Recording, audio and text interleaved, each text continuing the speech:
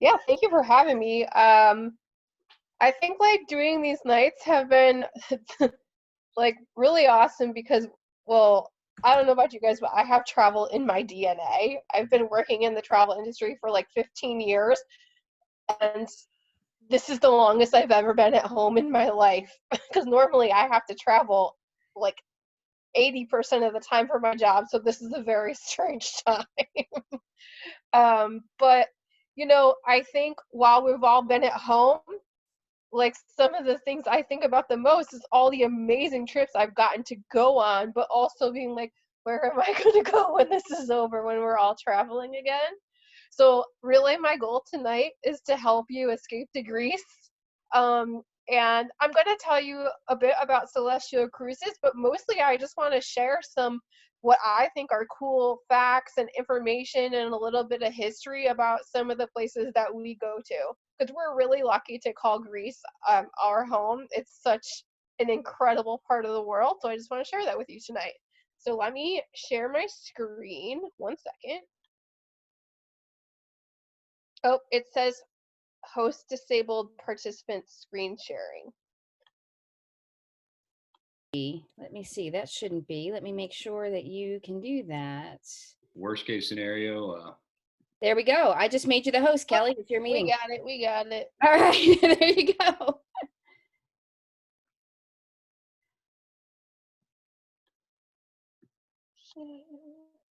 Okay. Can you guys see my screen? Perfect. Awesome. So yeah, I'm with Celestial Cruises, and we are a smaller cruise line. So we're really a kind of a niche cruise line. And I mean, before I jump into who we really are, I just want to share this amazing quote with you that I found when I was doing some research about a lot of the destinations that we go to, and it really just spoke to me for this moment in time because I truly believe that travel is the the it's like the gift that keeps on giving. It's like what we hope for, it's what we think about. Right now, in these tough times, you think about the memories and experiences that we've had, and a lot of that comes from travel for me. So once you've traveled, the voyage never ends, but it's played out over and over again in the quietest chambers. The mind can never break off from the journey. I just really loved that. So I wanted to share it. But getting back to who Celestial is, we are Greek owned, and Celestial came about in 2014, but we've actually been founded on years of experience in tourism throughout Greece and Cyprus. We are owned by a parent company called the Lewis Group, found in Cyprus, and they've been in the travel industry for like over 80 years. So we are part of a very strong tradition in tourism in this part of the world. They've owned our cruise line. They own like 25 hotels and resorts throughout Cyprus and the Greek islands. They own inbound and outbound travel service companies. So we're really ingrained in the tourism culture of this part of the world. We welcome over 100,000 guests on board with us every year, and about half actually come from North America. Um, Besides Greece, we also do touch on other parts of the Eastern Med, which is an amazing region, going to places like Turkey and Egypt and Israel and Cyprus. We do offer 3-night, 4-night, and 7-night cruises. So I'm going to mostly focus on the 7-night options tonight and tell you kind of like about those journeys. Those are the most popular with our North American clients. They're generally going to fly to Greece and at least stay like 10 days or so.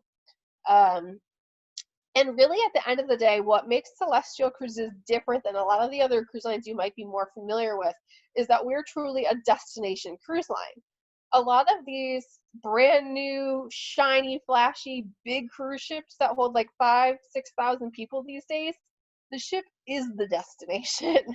But with us, we truly want to show you our backyard and immerse you in Greece and the surrounding area so that you get to experience the people, the culture, the food. We want you to take it all in. And that means spending most of the time off the ship and using the ship like a floating hotel. So we're really port intensive. It's all about the destination. and the ship is just a place to sleep at night, eat your dinner, see a show, have some fun in the evening, but wake up somewhere new the next day. So it's a really convenient way to get around this region. So let's set sail on the Aegean Sea. The Aegean is the particular area of the Mediterranean that we really focus on. So it's the body of water between Greece and Turkey. And you can see our little map here. All of our cruises start and end in Athens. So that's something that makes us a little different, because a lot of other Mediterranean cruises might start in Spain or Italy, but we really do a deep dive into the Aegean, which means we don't have far distances to travel, which means we're getting to spend that time actually exploring places. And you get to go to more off the beaten path. So we're not just doing Mykonos and Santorini, we're going more into the heart of the region, to some of the smaller hidden gems as well. So this is the journey that I'm going to take you on tonight. Starting in Athens, we're going to go to Kuşadası, Turkey. We're going to go to Rhodes. We're going to go to Crete. And if you look at Crete, the port where we port in Crete is called Agios Nikolaos. It's the southernmost island there, and you can see how much bigger it is than all the other places we go to. So I'll tell you a little bit more about that in a little bit. Then, of course, we hit Santorini, Milos, the small hidden gem, Mykonos, and then we return to Athens. So this is a 7-night cruise, and most people will come in a day or two early, maybe to either get over the jet lag, but also you must explore Athens. I mean, think about Athens, Greece. It's almost like where civilization started. This is where democracy comes from, philosophy, physics. So much comes out of Athens and Greece in general. So you have to give yourself extra time to explore it. The first time I got to see the Acropolis and the Parthenon, what we're looking at right now, I mean, I always knew it was going to be cool, but it was so much more than I expected. And also the surrounding landscape, I didn't quite know what that was going to look like, but it's actually a pretty mountainous region. So the surrounding landscape and the views from the Acropolis are incredible. But what I think is so cool, especially at this moment in time, if you think about how old Athens is like 3,500 years old. And the Acropolis is that old too. So the Acropolis is perched up on this hill overlooking Athens in Greece. And imagine what she has seen in 3,500 years. It's crazy to think about. And this is just one small blip in moment in time. So I just think that's a really cool way of looking at the Acropolis. After you get to explore the Acropolis, right next door is the brand new Acropolis Museum. And if you go to any museum in Athens, it should be this one. It's right next to it, so there's no reason not to. And as you can see, it's brand new. So the design and architecture and the space of the museum itself is really cool. But the best part is that it actually houses over 4,000 objects, all excavated from the immediate area. So this is all from right there. It just blows my mind, all the history in one building, but also the fact that this space is like so cool to be in. I really like architecture and design stuff. So I think just being in this type of place is interesting enough without all of these ancient artifacts. And then after you get some more time to roam around the city, La Plata is the oldest part of the whole city. It's almost like its own little village within the city of Athens. And it's right at the footsteps of the Acropolis. And this is a huge shopping area. This area is filled with winding little alleyways, tons of like traditional old school Greek tavernas. If you want that dining experience, which you must have, it's amazing. So this area is all filled with these types of things. Traditional Greek, like artisan, like crafts and souvenirs are in this area. But my favorite part is all these little winding alleyways that are going through La Plata. Every time you make a turn, it's like you're seeing the Acropolis from a new angle. And it's just an incredible sight to see such one of the most iconic landmarks in the world while you're just walking around the city. So after we depart from Athens, our first port of call is going to be Kuşadası, Turkey. And Kuşadası is actually a really chilled out, laid back, like seaside town in the Aegean coast of Turkey, the southern part. It's known for its beaches within the area, like not immediately right in the city, but all this area of Turkey has like a lot of vacation spots. It's beautiful, but there's incredible shopping here. The Grand Bazaar here is pretty cool. Lots of amazing leather goods, but the main reason we're going to come to Kushadasi is just to see the ancient ruins of Ephesus. Ephesus is incredible. It goes back to biblical times. We are talking about walking through an outdoor museum, essentially. Some of the most well-preserved Roman ruins in the world. It's like a whole city you're walking through. And this is the culminating point, the Library of Celsus. And you really start off quite a distance away, but you see it far away. And you just keep creeping up on it. And as you walk by, like Roman baths and vases and all these artifacts on this like almost like a marble stone pathway leading up to it. And it's just stunning to think about how old this is, but also what happened here. You'll see Ephesus a lot in the Bible. This is where Mary lived after the crucifixion, so you can actually visit Mary's house here at Ephesus.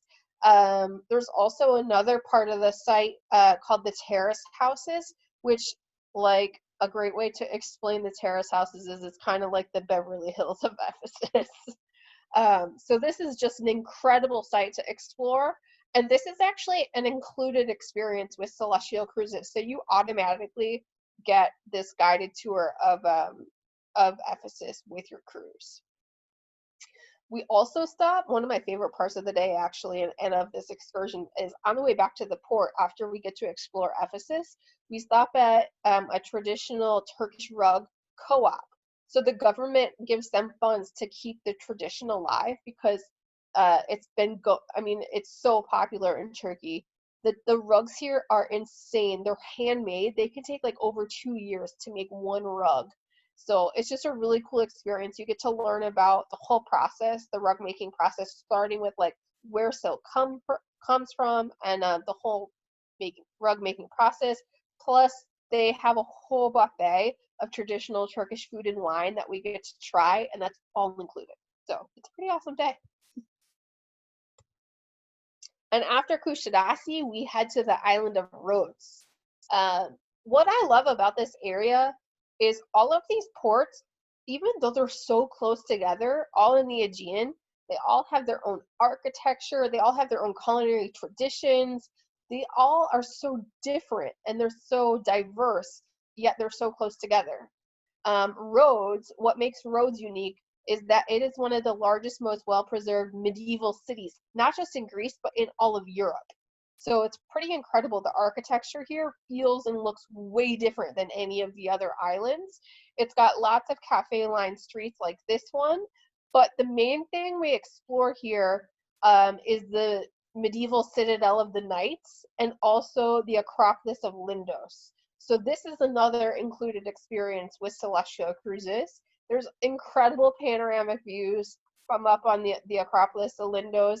And if you feel like you had your archaeological site, in Kushadasi and you'd rather do something more on your own, you can go explore whatever you want on your own. You don't have to do the included excursion if you don't want to. And Rhodes has some awesome beaches you can go explore as well. So there's lots to do here. And then we head to Crete. And how I feel about Crete is that it kind of gets all its glory stolen by Mykonos and Santorini. But Crete is so amazing. It's the largest island, like if you remember back to that map when we started, but it's so diverse. It has snow-capped mountains on the island of Crete, incredible beaches. It's got incredible ancient Minoan archaeological sites. It's got rolling green hills covered in vineyards and olive trees. We port in a town called Agios Nicholas, and even though Crete is the largest of the islands, this town where we port almost feels like you've landed in like a serious island paradise. It's got beautiful waterfront cafes. It's a beautiful town in itself. But there's so much to explore. So there's lots of options depending on what your interests are in Crete. I'd say the number one thing to do, though, is to go to the Palace of Knossos, which we're looking at right here.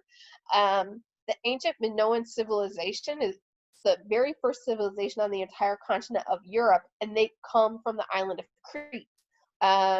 And you may have heard about a massive volcanic eruption that happened about 3,500 years ago called the Minoan eruption. And it actually caused a massive tsunami to take out large parts of Crete.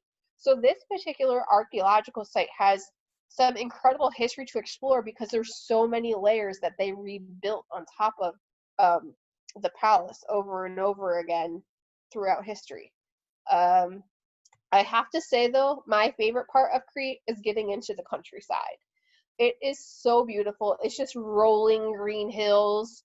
The olives are incredible. The wine is amazing. There's some local cheeses and yogurts. We have one fantastic optional shore excursion here called Delectable Crete, where you can go visit an olive tree farm and do all sorts of like food tastings.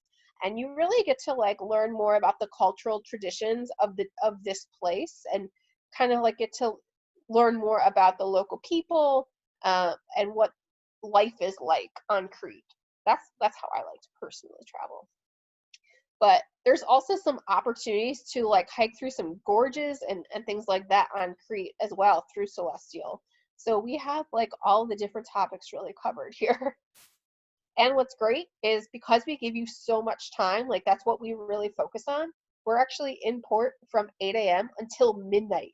So you'll have the opportunity to explore more than one facet of Crete. Then, of course, we come to Santorini, which is on everyone's bucket list, and it should be because it looks exactly like this in person. I mean, it's just breathtakingly beautiful with the blue waters and the heavenly blue domes and the whitewashed buildings and winding little walkways that you'll get lost in. It looks exactly like this. Santorini is composed of about 13 little villages. The two most popular ones are going to be Ia, what we're looking at here, and then Fira, the capital of Santorini. That's where most people spend their time. But with us, again, we try to give you maximum time in the big blockbuster sites because you've pretty much been waiting to come here for a very long time. So we're in Santorini from 7 a.m. until 2:30 in the morning, which is fantastic because you'll get to, again, explore multiple places within Santorini, not just be confined to Ia Village. Let's take a look at Santorini overhead, though. When we were talking about Crete, I mentioned the Minoan eruption, and this Santorini is like the result also of the Minoan eruption. When that volcanic eruption happened, the middle of Santorini sunk into the ocean. So that's what Santorini looks like overhead. And then what we have left remaining is the caldera of Santorini.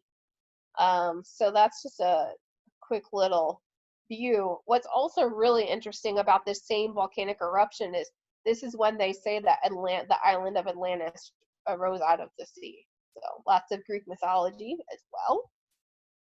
Once you get out of Ia and you want to go explore the rest of the island, Santorini has a lot to offer as well. If you, again, are a history buff and are into archaeological sites, Akrotiri is a must-see. Akrotiri is kind of like the Pompeii of Greece. It was a completely like discovered Minoan town on Santorini from the volcanic that was covered by the volcanic eruption. So lots of exciting excavations happening here.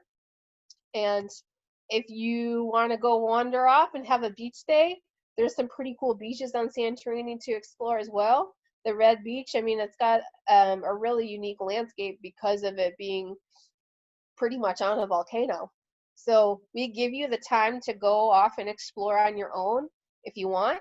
And we also have some incredible optional shore excursions that you can arrange through Mike as well. But you get to see a sunset in Santorini after all the other cruise ships have left for the day. And I think that's what's you pretty much imagine when you want to go to the Greek islands is watching an incredible sunset with a glass of wine somewhere. So you'll get to do that with us.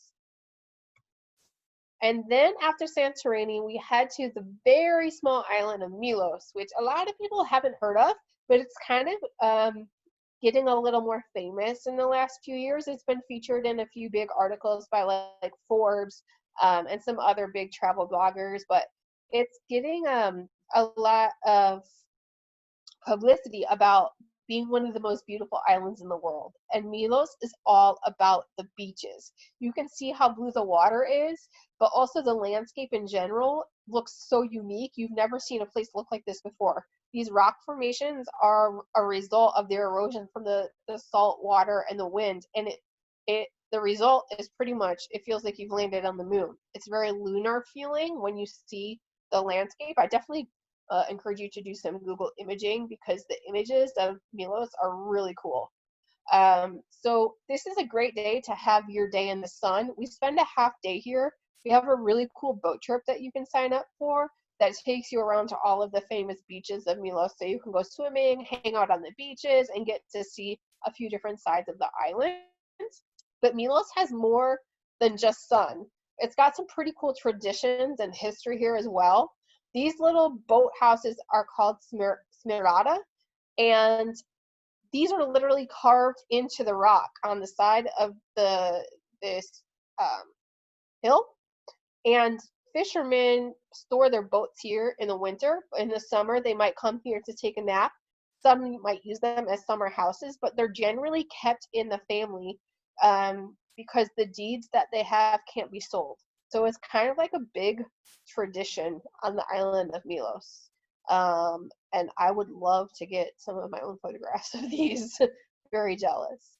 If you're a history person, again, I don't know if a lot of people realize, but the third most important catacombs in the world are on this little tiny island in Milos. It's only third to Rome and also the Holy Land. So these actually date back to between the 1st and 5th century. So lots of history to explore here. It's pretty incredible. And then, of course, we end with Mykonos. And this is another one of those places. It's just a blockbuster site that people can't get enough of. So we overnight here. We spend more than 24 hours in Mykonos. We get here at 7 p.m. and we don't leave till like 10 p.m. the next evening. So you get a sunset and you get a full day to explore Mykonos. The most iconic, imagery of Mykonos is obviously going to be the windmills.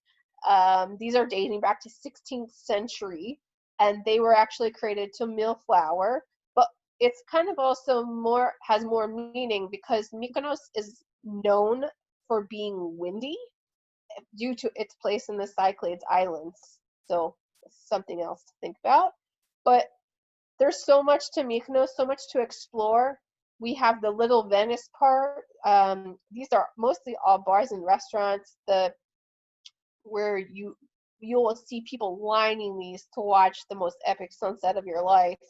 And then right directly behind this area, it looks like this. So all these whitewashed buildings with the blue painted wooden doors and these little cobblestone alleyways that you will just like get lost in and find magical travel moments. Like that's the only way I can explain it. When you just have to like throw out the map and wander around and explore this incredibly beautiful place. Another really cool optional trip though you can take from Mykonos is to the island of Delos. It's right nearby, so you can take an optional to it. And Delos is actually said to be the most sacred of the Greek islands. And this is where the twins Apollo and Artemis come from. This is where they were born. And Delos is said to be the island of immortals. So when you look at a map of the Cyclades Islands, it's really interesting because all of the rest of the islands, this is the island group that Mykonos and Santorini and Ios are all a part of, they almost form a circle around Delos as if they're protecting Delos. So this is a whole other like preserved city archaeological site to explore that's pretty fantastic. So that will end our journey of the 7-night idyllic itinerary. So if you want to do the Greek islands, that itinerary is phenomenal. The places that we get to go and the amount of time you get in those places, it's just a fantastic way to see the Greek islands, because otherwise the alternative is to either take ferries or fly between the islands. And most Americans, we're on kind of a tight vacation schedule. We don't get tons of vacation time. So then you're wasting valuable time traveling in the middle of the day when you could be exploring somewhere. Whereas with us, you really do wake up somewhere new every day and travel while we're sleeping at night. So you get to use your time wisely. I do want to show you just a few other really cool places that we go so you get a sense of what other experiences we offer. We have 2 other 7-night itineraries. One is called the Three Continents and one is called the Eclectic. The Three Continents is a bucket list trip. It goes to places like Egypt and Israel and Cyprus and Rhodes. And it runs in the winter normally, but we include a full day in Egypt as one of the included excursions. So the value of this cruise is incredible. And then the Eclectic is truly designed with like a traveler's spirit. Someone who's maybe definitely been to Europe before and they want to do something more unique, more off the beaten path. Like this itinerary is really cool. I have some of my own personal pictures I can share with you from this itinerary, just to give you an idea. Meteora, Mike mentioned Meteora, or Tanya mentioned Meteora earlier. It's one of the most breathtakingly beautiful places I've ever seen with my own eyes, and I've never seen another place in the world look like this. It's off the coast. It's inland from mainland Greece, about 2 hours. So it's in the mountainous region of Greece from the port of Volos. And you're driving kind of through the mountains, but all of a sudden the landscape drastically changes, and there's these jutting limestone cliffs coming out of the ground. And like the little buildings that you see there with the orange roofs are monasteries built by monks dating back to the 1400s. So this is just, it's like there's no words to describe this place. It's magical, it's mystical, it's otherworldly. And we actually get to visit 2 of these monasteries as one of our optional short excursions that you can sign up for. So it takes like 2 hours to get there and then 2 hours to get back to the port, but it is the best 4 hours on the bus I've ever spent. It's truly a magical place. We also go to Istanbul on this trip. We actually overnight in Istanbul. We're there for 28 hours. And Istanbul, I had been dying to go here, and it was incredible. I didn't realize Istanbul is like the 4th largest city in the world. It was so dynamic. It's a huge city, bustling. Even at 2 o'clock in the morning, it was bustling. And there's so much to see and do here.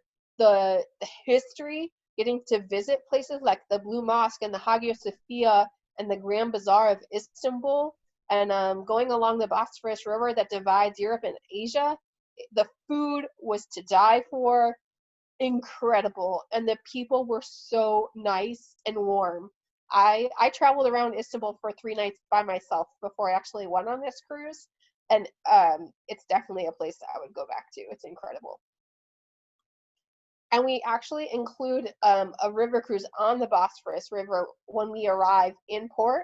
So you kind of get to see the city from a different angle. And we also do a visit to the spice market, just so you can kind of get your bearings of the area. And we get to go around to some of the different local shops to try some of the delicacies, like whether it's baklava or tea, which is like a must buy in Istanbul. It's amazing. But then it helps give you an idea of what you want to buy the next day when you're on your own in the Grand Bazaar. So the Hagia Sophia was incredible. I mean, the history of this building, how many purposes it served. It was just, you could stand in there and stare forever. And then we also got the opportunity to visit the underground cisterns, which was spectacular. We also visit Çanakkale, Turkey. So we even go more off the beaten path into Turkey. and this is where the ancient city of Troy is. So there's a really cool optional shore excursion there where you can go to it's a brand new museum on Troy. It's honestly one of the best museums I've ever been to anywhere in the world. Um, there's all these artifacts that have been excavated from Troy, and it was beautifully curated and displayed. And our guide on the left, he actually also lectures on board the ship for us so that you get a lecture on Troy before we arrive into Chinakali, so you have some context to go off when we actually go to the museum. And then after we visit the museum, he takes us to the site so that we learn about what, we see firsthand what we just learned about in the museum. And to give you an idea of the level of immersion that we offer, he's a Fulbright scholar on the ancient city of Troy. So our guides are pretty good. And then just to tell you a little bit about what the onboard experience will actually be like, we sail on the Crystal ship for all 3 of those 7-night itineraries, and we do have smaller ships. So the max capacity is about 1,200 people, but on average, we're only sailing with 800 to 900 people. So it's a much cozier feel on board. It really allows our crew and our staff to take excellent care of our guests. If you don't know, Greeks are really known for being a warm, hospitable people, and we bring that to life on board our ships. We're really well known for the excellent customer service that we have and treating our guests like family. We have 2 restaurants, we have 5 bars, we have like all the amenities you're going to need to have a fun, comfortable stay when we're sailing from place to place.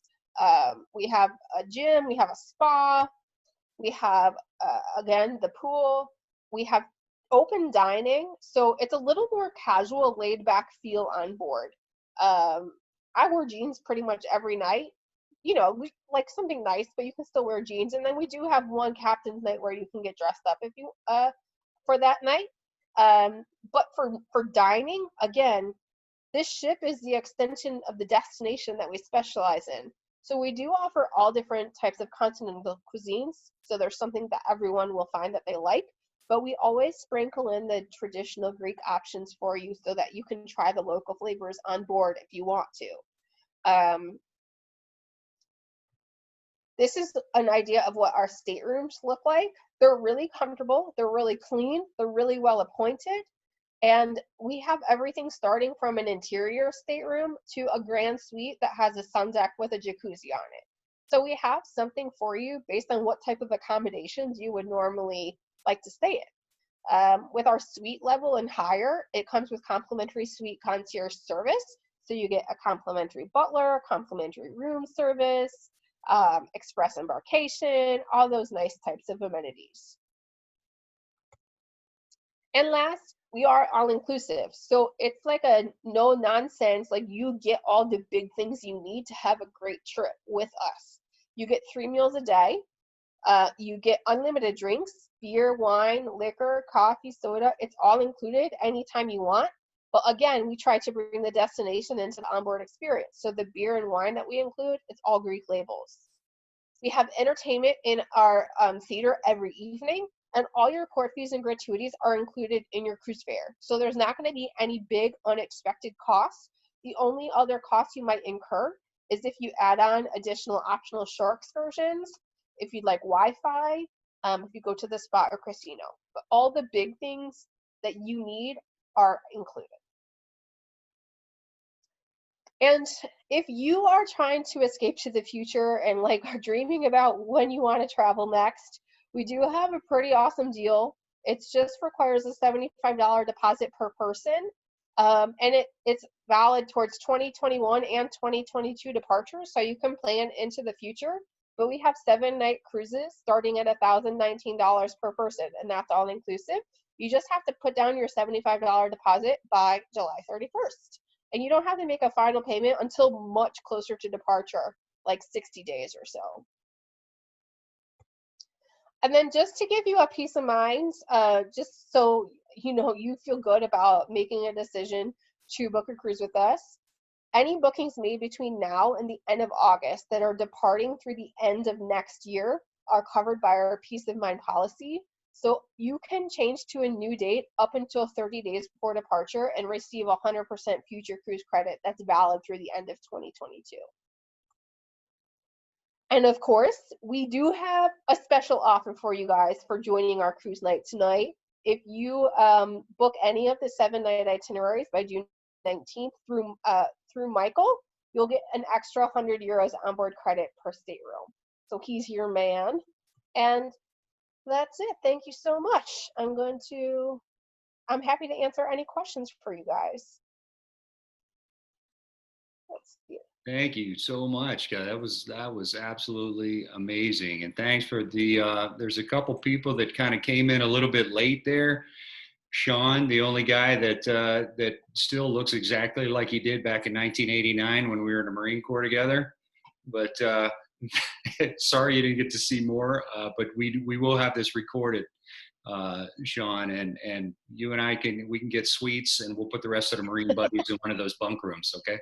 So I did have a couple of Catania. Do you have some questions there too? I have a couple. I do. Hey, Kelly, can you return the host to me, and I'll go ahead and unmute everybody. Should have the little 3 dots should be able to say make somebody else the host, maybe? Does that come up? Oh, okay. Does that work? Or I can reclaim, maybe I can reclaim everybody. I don't know about the rest of you, but I'm going to go to sleep tonight dreaming of a sunset in Santorini. I'm ready to go. Same. I have some pretty cool little Greece facts, though. Actually, the name of the country is not actually Greece. It's called the Hellenic Republic. So that's kind of my little nerdy facts. And I know there's several of I know Kim and Steve have traveled with us before. So Steve especially knows the kind of nerd I am about facts with all the destination trivia that I tend to look up. Absolutely. Yes. But I also wanted to point out one of the things that we really liked about Celestyal when we were looking at this vendor was the fact that you get to spend all this extra time there. The idea of going to Greece with Greeks, to me, is everything. Because in the summertime, and this is a fact, in the summertime, there are more tourists in Greece than Greeks. And so it is very important to get those extra hours to catch those sunsets. As a matter of fact, it's double the amount of Greeks in Greece. And there's only about 11 million people in Greece, and they get about 20 million visitors. So that's really important, is to be able to go and spend some time with, some of that extra bonus time, I think is really, really critical. So I'm really glad you mentioned that, Kelly, because that's something that definitely came up in my research about this destination. And then, as you guys may know, there are more than 2,000 islands that make up Greece, but only about 170 of them are populated. And that's a fun trivia question. If you're ever playing travel trivia, people sometimes ask how many islands are in the Bahamas, and that's the answer to that one, 700. I want a bottle of rum for that one. But if anyone asks you how many islands make up Greece, it's over 2,000. But there's only 170 of them that are actually inhabited. It is one of the sunniest countries in the world. It has 250 days of sun. So all of those pictures that you're seeing, it's very likely to look like that when you're there. So the odds are in your favor to have a great weather. And then some funny Greek culture things, that saying "take the bull by the horns" comes from Crete. And it comes from Crete, which she was talking about the Minoan culture, and it's from the legend of Hercules, how he saved Greece from a bull because he took the bull by the horns. And there were paintings and murals of bulls all over the Palace of Knossos. Mm-hmm. Yeah, that's totally that's where that cultural saying comes from. It's the oldest written language in existence, and if a Greek person gives you a compliment, sometimes they like blow out almost as if they're spitting, and that's sort of an odd thing. Like if I say, "Oh, Kelly, you look great," and then but the idea is that it's supposed to ward away the evil eye, and keep bad luck from attaching to this compliment that they give you. So I thought that was kind of an interesting thing. So if you're chatting with somebody and they appear to spit, it's actually something that's considered quite nice. So that's one little thing. So that's my little Greek nerd trivia for you, for as everybody's thinking about their questions. So I hope you were listening to that, Mallory, because those trivia questions will probably come up in our coffee with the travel agent Saturday morning. Saturday morning meetings. But I did have a couple questions. I'll give everybody else a chance to think. But Kelly, do you help arrange pre and post cruise, like the hotels and excursions in Athens? Yeah, we can work with you, Michael, to help you guys plan your pre and post trip. So whether it's transfers, like pick up from the airport or transfer from the hotel to the cruise ship, we can help you with your hotels, but also sightseeing.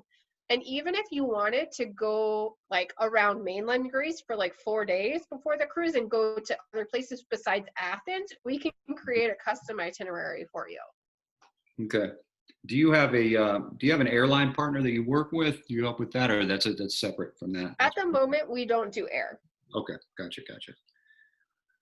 All right. Anybody else have any questions for Kelly or for us right now? Well, Hey, Javier, you already mentioned that it's the most sunniest, but I hate the humidity. So with that in mind, when is the best time to visit?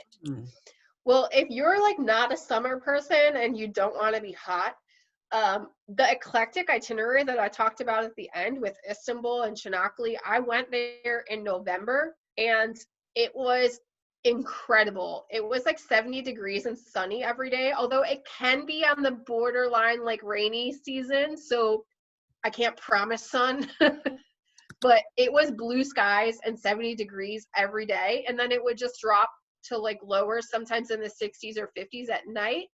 But like going to Santorini in November, it's towards the end of the season. Like there's not really any, there were no tourists there at all. Some things start to close, like some hotels start to close and restaurants and shops start to close because it's a seasonal island. But I had been to Santorini before, and when I got to the main strip of Ia Village, I couldn't believe my eyes because normally you can't walk through this place. There's so many people, and there wasn't a single person. So I got I like to take photographs, so I got incredible photographs of Santorini with like not a single person in them. So if you go in the like shoulder to off season, it's just a different way of experiencing the destination, but it's still stunning no matter what. Yeah. You're just not going to go to like the beach or go swimming. I do want to say something, guys. What that eclectic Aegean tour that she's talking about there, that happens to pair perfectly with next year's Fairfax County spring break. If anybody's planning around family time or spring break time, there is one that's taking place. I think it's March next year. That Easter week that we have for spring break here. Of course, this is all considering Fairfax County keeps the same schedule that it's expected to keep, right? So no one quite knows yet with our schools here in the area, but something to keep in mind because this is something that can work. And Kelly, that's my question. What about with families? I've got teen boys, and they're really into history, and this is something that they're interested in. But how does it work with families? I think that teens would be great because really with us, it truly is about exploring the destination. So as long as your kids are old enough to like be able to be out on the islands all day, and like, I think it would be more challenging with little kids because you can't just go back to the ship easily. Right. And on board, we don't really have babysitting. We have we have kids activities, but we don't have a robust kids program. So I'd say like older kids, I think it would, if I saw Ephesus when I was 10, I think you would be like, who knew something like this existed? Right.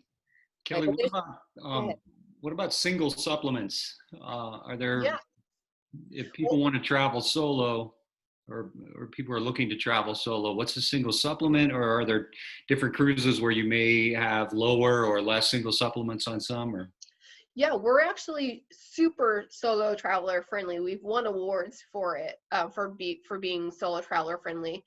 Right now, for example, part of the promotion, like the $75 deposit promotion, we have 15% single supplement, which is incredibly low for the cruise industry. 15%. Our standard is 30% for interior or exterior rooms. It just goes up higher to 70% if you want a balcony or higher. Okay.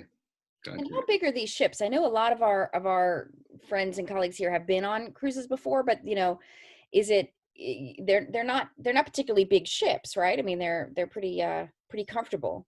Yeah, they're really comfortable and easy to get around. Like, it doesn't take you 20 minutes to go get coffee or something like that. It's, it's an average of 800 to 900 people, and all the stuff you normally need, it's all generally within like 3 decks and a pretty condensed area. So it's very convenient to get around. Excellent. But to expand on that, Tanya, when I say we're like a floating hotel, we don't have all these bells and whistles that a lot of the bigger ships have. Like, we don't have some massive entertainment program or huge theater. We don't have an ice skating rink. You're not going to ride a roller coaster on our ship. That's not what we're doing in Greece. Right. So when I say it's like a floating hotel, that's what I mean. Because when we go into port, almost no one is on the ship at all. Mm-hmm. Right.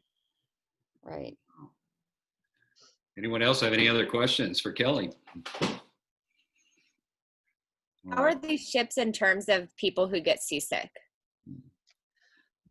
They're stabilizers. I mean, they're big cruise ships still in the bigger realm of things. So I haven't had any problems. Well, excellent. Well, thank you very much. And again, we will, if nobody else has any questions, then we can go ahead and start to wrap it up for the evening. Kelly, thank you very much. That was beautiful. I really appreciate you coming and beautiful pictures. And I'm really, really looking forward to go. And Sean doesn't know it yet, but he and Angela are coming with us next spring. So but this was absolutely beautiful, and we appreciate it. But for everyone else, we did record this, so we'll make sure that this is up on our site. You want to go back and look at some of these destinations, and if you have any questions, please let us know. We're going to be following up with everybody within the next couple of days. I am really looking forward to getting on one of these. I really want to do that eclectic Aegean next spring. So we may look at the possibility of putting a group together, or just go kind of a sail along with us type of an event. But again, just check out our webpage. If you haven't signed up for our newsletter, it's on our TravelProConsulting.com. You can also go on our Facebook page at TravelProConsulting. Make sure you are informed about all the travel nights that are virtual travel nights coming up, and the Coffee with the Travel Agent events that we have, along with specials like this with $100 extra or €100 extra spending onboard credit per stateroom. If you book this. So there's some amazing optional shore excursions you can put that towards. I'm looking forward to it. I next time, if we ever have to social distance again, I'm going to Meteora. Those are the monks that make beer, though, right? Before I go. No, there's like I remember when we were there, they had like some pictures kind of showing like that they created a pulley system almost. Right. Up the cliff. Like, it's crazy. If you do some research on Meteora now and go look at it, it's nuts. So you get all your Amazon deliveries that way. They got to pull them. Okay, I got you. Well, thanks again, Kelly. And thank you so much for having me. We will follow up with everybody in a few days. And thank you very much. We'll look forward to seeing you, hopefully, on our Coffee with the Travel Agent chats and on our next virtual vacation evening. Have a good evening, y'all. Thank you. Thank you. Bye. Bye.